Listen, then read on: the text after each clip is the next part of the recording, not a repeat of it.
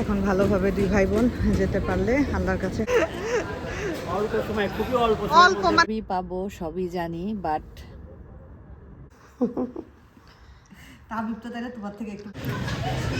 আসসালামু আলাইকুম, কেমন আছেন সবাই? আমরা তো আলহামদুলিল্লাহ ভালো আছি।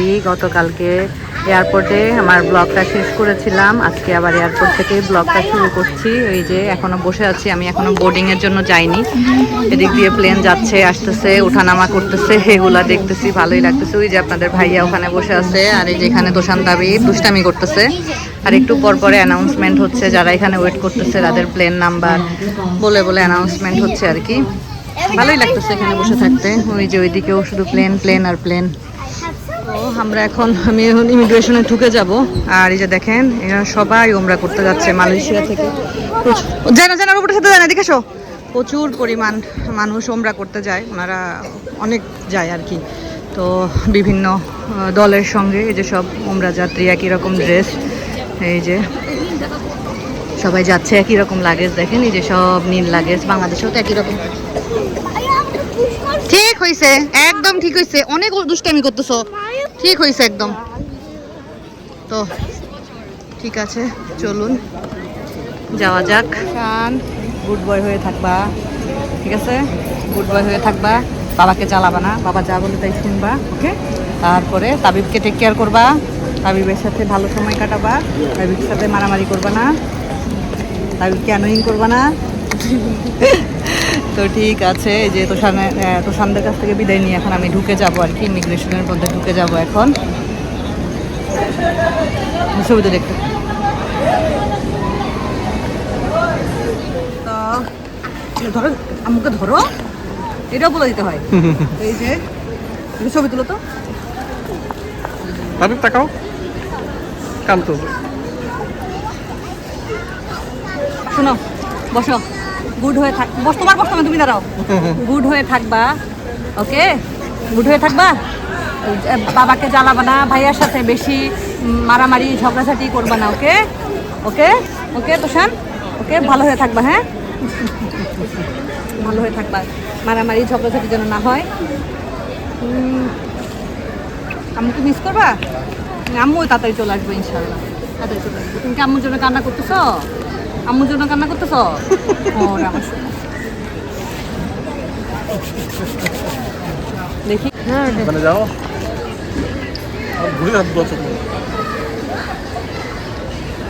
তো এই যে এখন হলো তোমার কাছ থেকে বিদায় নেই। কান্নাকাটি করো না, তুমি কান্নাকাটি করে না, ভালোভাবে থাকো। ওই লম্বা মানুষের পাশে দাঁড়ানো ঝামেলা, এই যেরকম করে দাঁড়াতে হয়। তাহলে ওই লোকের পাশে কেমন দাঁড়াবে? জি লম্বা ওই ভদ্রলোক, আল্লাহ। তো ঠিক আছে, আমরা তাহলে এখন বের হয়ে যাই, আমি চলে যাই, তারা আমাকে বিদায় দিয়ে দিক। তো এই যে আমি নেমে গেলাম, এখন যে ইমিগ্রেশনে চলে যাব। তো শান্তাবিপরা তো উপরে আছে, এই যে দেখি ওদেরকে, ওরা কোন সাইডে দাঁড়াইছে, দেখি কোন সাইডে দাঁড়াইছে, দেখা যাচ্ছে না তো। ওই যে ওই যে ওই যে ওই যে টাটা।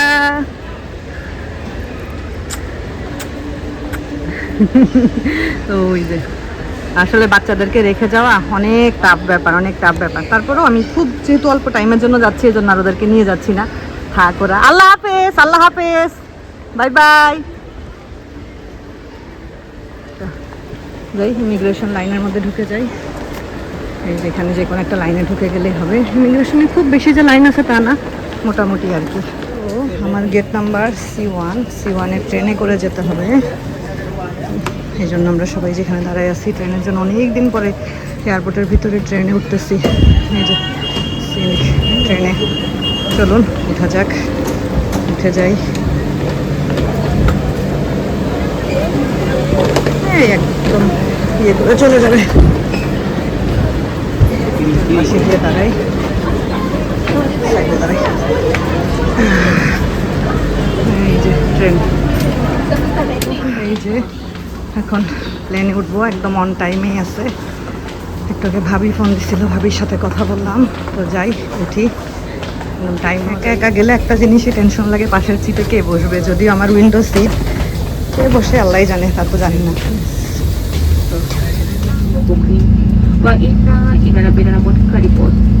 Anamohan.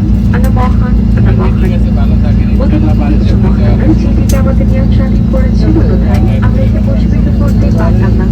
বিশ্ব প্রতিপালকের নিকট প্রত্যাবর্তন করবো ভদ্র মহিলা মহোদয়গণ, আসসালামু আলাইকুম। ক্যাপ্টেন জিয়াকুল হাবিব ও তার অনুরোধের পক্ষ থেকে তো এই যে প্লেনটা এখন আস্তে আস্তে রানওয়েতে সামনের দিকে যাচ্ছে। এই সময়টা আমার কাছে একটু ভয় ভয়ই লাগে, কারণ অনেক স্পিডে যায় তো তো একটু পরে আকাশের বুকে উড়ে যাবে। মানে কেমন আশ্চর্য লাগে, মানুষের মাথায় কত বুদ্ধি, তাই না? এখন বাজে 3:58, বিকাল 3:58, একদম অন টাইমে ছিল ফ্লাইট, এক ফোঁটাও দেরি হয়নি। যে সময় ছাড়ার কথা একদম ঠিক সেই সময়ই ছাড়ছে। তো একটু টেনশন লাগছিল, কারণ বাংলাদেশে ভিআইপি প্রোটোকলে সব কিছু হচ্ছিল, তো কেমন হবে এয়ারপোর্টে, কী অবস্থা হবে। দেখেন আমার পাশের 2টা সিট ফাঁকা, মজাই লাগতেছে। আমি একটু টেনশনে ছিলাম যে আমার পাশের সিটে কে না কে বসবে, কিভাবে কি হবে, কারণ একা একা গেলে এই একটা টেনশন। তো এই যে আকাশের বুকে আস্তে আস্তে উঠে যাচ্ছি, আর নিচে হলো বিশাল পাম বাগান। তো ওঠার কিছুক্ষণ পরে খাবার দিয়ে দিয়েছে। আমার কাছে বিমান বাংলাদেশ এবং ইউএস বাংলার খাবার অনেক ভালো লাগে, কারণ একটা দেশীয় ফিল পাই। মালয়েশিয়ান এয়ারলাইন্সের ডেজার্টটা অনেক ভালো লাগে। তো এই যে খাবার আস্তে ধীরে কেবিন ক্রুরা দিচ্ছেন আর কি। তো আমি একটু পরে খাবো, কারণ আমি তো এয়ারপোর্টে খেয়ে দিয়ে তারপরে উঠেছি। তো এখন ভাবলাম যে খেয়ে নেই, না হলে খাবারটা ঠান্ডা হয়ে গেলে ভালো লাগবে না। তো এখানে ছিল পোলাও, চিকেনের একটা কারি, আর ছিল হলো ভেজিটেবল। খাবারটা ভালো ছিল, খারাপ ছিল না। সাথে ছিল ডেজার্ট, আর ছিল ড্রিঙ্কস, আর হলো পানি। তো এরপরে চা কফিও অপশন ছিল, আমি চাটা খেয়েছিলাম। আর আসলে এয়ারপোর্টে যেহেতু আমাকে আজকে অনেক বেশি অপেক্ষা করতে হয়নি, সব এত স্মুথলি হয়েছে, তো এই জন্য খুব বেশি টায়ার্ডও লাগছিল না। একদম সুন্দর টাইম মতো আসছি, আসার সাথে সাথেই চেক ইন হয়ে গেছে। এরপরে সবাই সাথে বসে একটু খাওয়া দাওয়া করলাম। তারপরে হলো গিয়ে দেখলাম যেখানে হলো কি জানি বোর্ডিংয়ে গিয়ে দেখলাম একদম ফাঁকা, জাস্ট আমার টাগেজগুলো দিলাম, সাথে সাথে সব ইজিলি হয়ে গেছে। আমি একটু টেনশনে ছিলাম, কারণ আমার হ্যান্ড লাগেজে 7 কেজি নেওয়ার কথা, আমার 10 কেজি হয়ে গেছিলো। আর আমার যে হ্যান্ড ব্যাগ, এই ব্যাগটাতে 6 কেজি জিনিস ছিল। তো আমি এটা নিয়ে একটু টেনশনে ছিলাম, বাট আলহামদুলিল্লাহ কোনো সমস্যা হয়নি। কোনো কিছু ওজনও করেনি, কোনো কিছু ঝামেলাও হয়নি। তো একা একা 3টা সিটে আমি একা বসে আছি, আমার কাছে ভালোই লাগতেছে। একা নিজের মতো করে নিজে সব কিছু করতে পারতেছি। তো এই যে এখন খাওয়া দাওয়া করতেছি। আমি তো এখন বাড়িতে আছি, আমার ব্যাকগ্রাউন্ডে আমার বাড়ির আমার আপনজনদের সাউন্ড শুনতে পাবেন, এটার মধ্যে একটা আনন্দ আছে। তো অনেকে আমার খোঁজ খবর নিয়েছেন আমি ঠিকঠাক মতো পৌঁছাইছি কি না, রাস্তায় কোনো সমস্যা হয়েছে কি না। না, আলহামদুলিল্লাহ আমার রাস্তায় কোনো সমস্যা হয়নি, আমি ঠিকঠাক মতোই পৌঁছাইছি। তো এই যে দেখেন এখন হলো সূর্যটা অস্ত যাবে, আর আমি এখন আছি হলো মায়ানমারের উপরে। যদিও আমি দেখতে পাচ্ছি না আমি কোথায় আছি, বাট আমার মনে হচ্ছে যে এটা মায়ানমার, যেহেতু অনেকবার করে যাওয়া হয়েছে, বিমান থেকেও রাস্তাঘাট মোটামুটি চিনে গেছি। এই জায়গাটা একটা সমুদ্র, আর সমুদ্রের মাঝখান থেকে ছোট ছোট খালগুলা বয়ে গেছে, আর খালগুলাকে দেখে মনে হচ্ছে যে আঁকা বাঁকা সব সাপগুলা ঘুরে বেড়াচ্ছে, এরকম লাগতেছিল। আমার কোলে এখন কে কে আমার কোলে? আমি কে? হ্যাঁ, তাবিয়া আমার কোলে। আমি ভয়েস দিচ্ছি, আর আমার কোলে আমার কুট্টি বুড়িটা বসে আছে। কুট্টি বুড়ি, তুমি কুট্টি বুড়ি, তুমি তাবিয়া আসো না। তো ঠিক আছে। আর এই যে এখন হলো সূর্যটা আস্তে আস্তে অস্ত যাচ্ছে, আর এই সময় রোদটা একদম মুখের মধ্যে এসে পড়তেছে, মানে ভালো লাগতেছিল এই সময়টাতে। এই যে সুন্দর একটা আবহাওয়া, খুবই ভালো লাগতেছিল। একা একা জার্নি করতে খারাপ লাগে না আসলে। ঢাকা অবতরণ করবে বলে আশা করছি। আপনাদের ব্যক্তিগত নিরাপত্তার জন্য সিট বেল্ট বেঁধে নিন। সিটের হাতল নামিয়ে রাখুন। সামনে বিল্ডিং বন্ধ রাখুন। আপনাদের সাথে থাকা সমস্ত হাত ব্যাগগুলো মাথার উপরে লকারে অথবা সামনে সিটে নিচে রাখা আছে কিনা দেখে নিন। আপনি যদি জানলার পাশে বসে থাকেন তাহলে জানালার ঢাকনাটি উপরের দিকে তুলে রাখুন। অবতরণকালে সকল প্রকার বৈদ্যুতিক সরঞ্জামাদি ব্যবহার।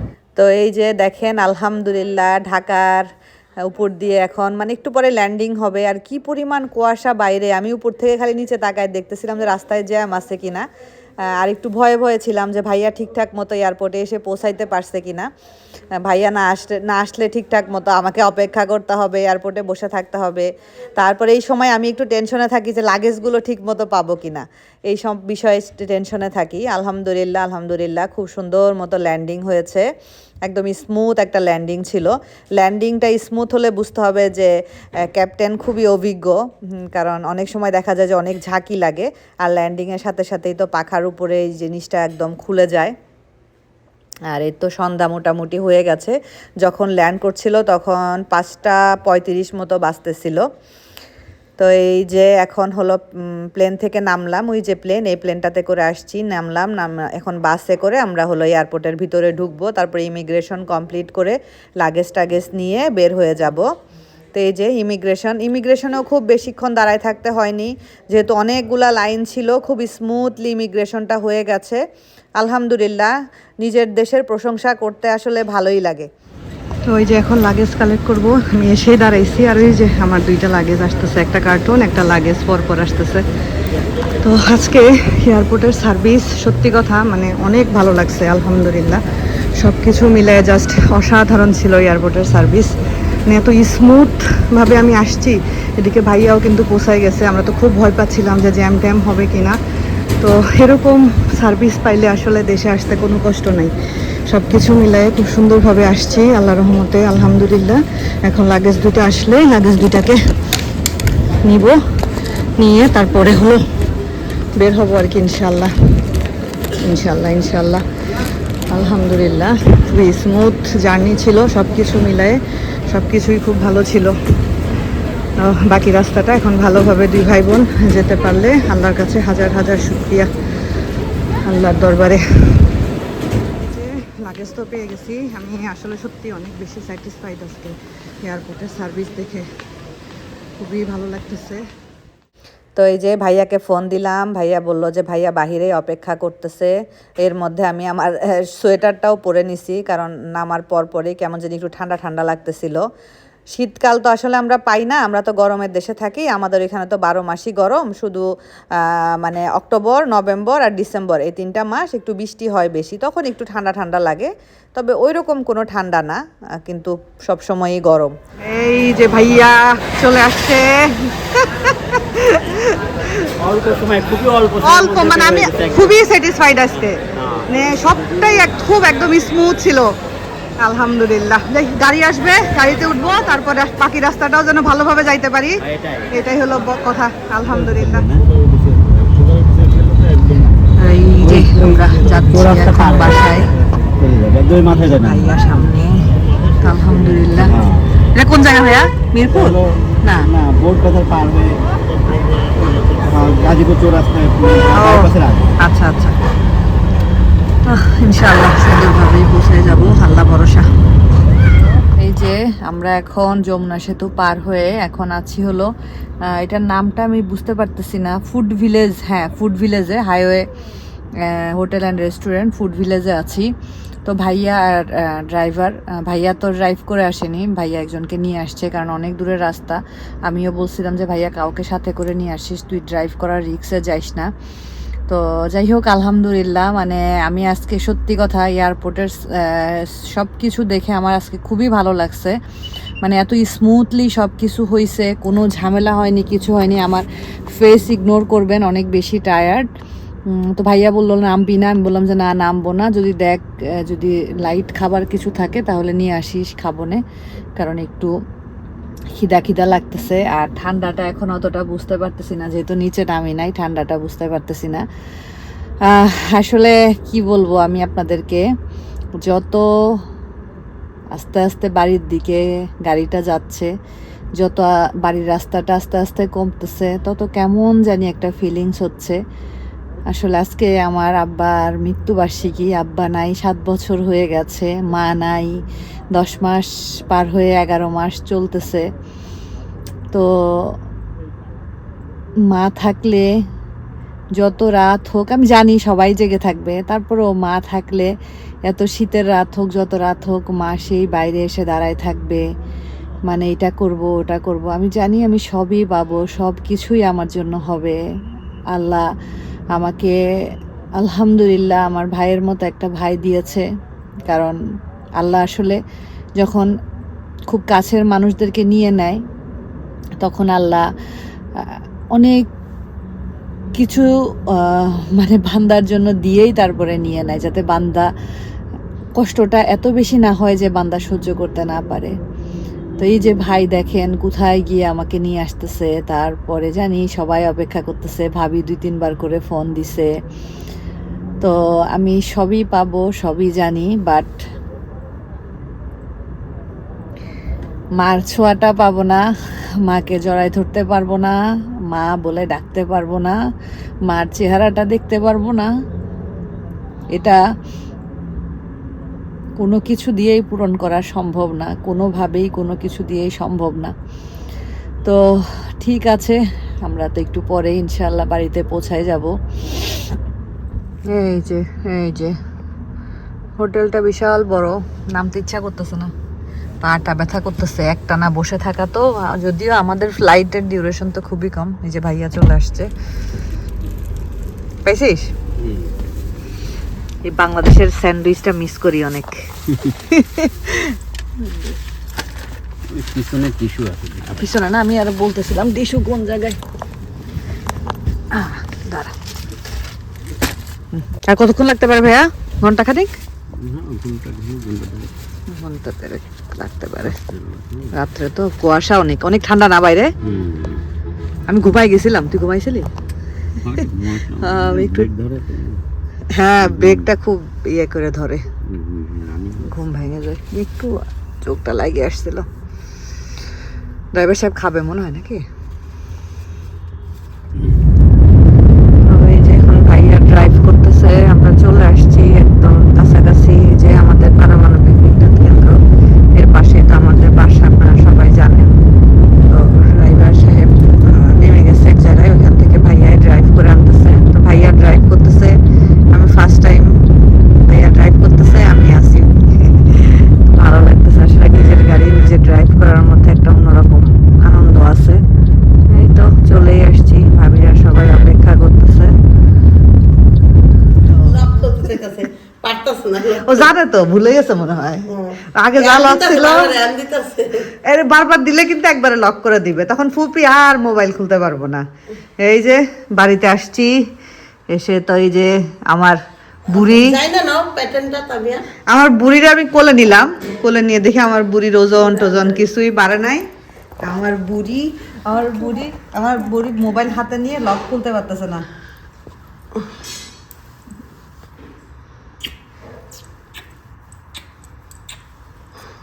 সত্যি ভাবি, ওর ওজন কি একটু বাড়ে নাই?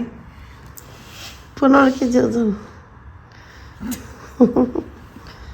তাবিব তো তাহলে তোমার থেকে একটু বাড়ছে। তাবিয়া, ও তাবিয়া, তাবিব তো 17 কেজি গেছে। ও তো 15 কেজি, আমার বাসায় যখন গেছিল তখন 15 কেজি ছিল। এখন মানে বর্তমানে একটু বেশি আছে। হাড্ডির একটু ওজন হয়েছে না, হাড্ডিটা তো একটু বাড়ছে। মাপাইতে তো প্রতিদিনই মাপে, উল্টা পাল্টা মাপতে। তাই যে এখন খাওয়া দাওয়া করবো, ফ্রেশ ট্রেশ হবো। তো ঠিক আছে, আজকের মতো আল্লাহ হাফেজ, সবাই ভালো থাকেন।